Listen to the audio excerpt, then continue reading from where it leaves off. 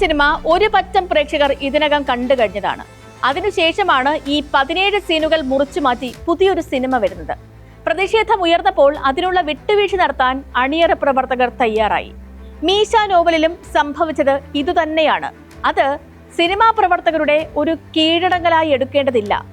സമൂഹത്തിൽ ഭൂരിപക്ഷമുള്ള ആളുകൾ അതിന്റെ തടിമിടുക്കുകൊണ്ട് കൂടുതൽ വലിയ തെറ്റുകൾ ചെയ്യാതിരിക്കാൻ നടത്തുന്ന ഒരു ഇടപെടലാണ്.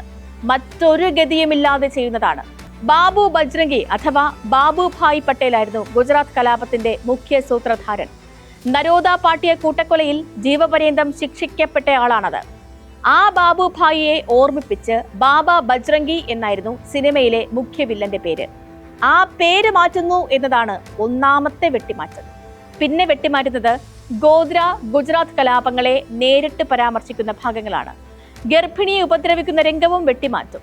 ഗുജറാത്ത് കലാപത്തിൽ മനസാക്ഷിയുള്ളവരുടെ രക്തം മരവിച്ചു പോയത് ശൂലം കൊണ്ട് ഗർഭിണിയെ ആക്രമിച്ചു എന്ന വാർത്ത പുറത്തു വന്നപ്പോഴാണ്.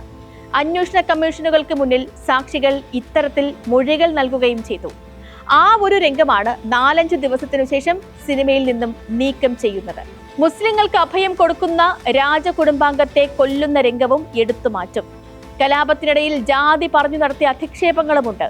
അവയും എടുത്തുമാറ്റാൻ പോവുകയാണ്.